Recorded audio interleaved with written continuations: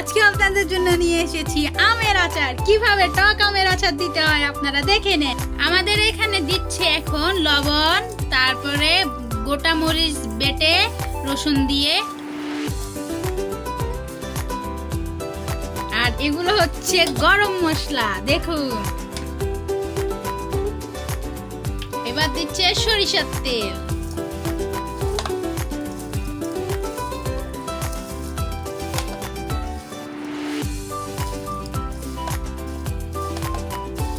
এবার দিয়ে দিচ্ছে আমাদের গরম মশলা।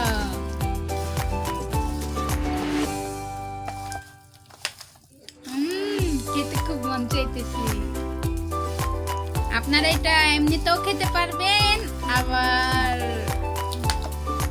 মন চাইলে ইয়ে করেও খেতে পারবেন। হ্যাঁ, ভাত দিয়েও খেতে পারবেন। এটা কিন্তু গরুর মাংস দিয়ে খেতে খুব মজা।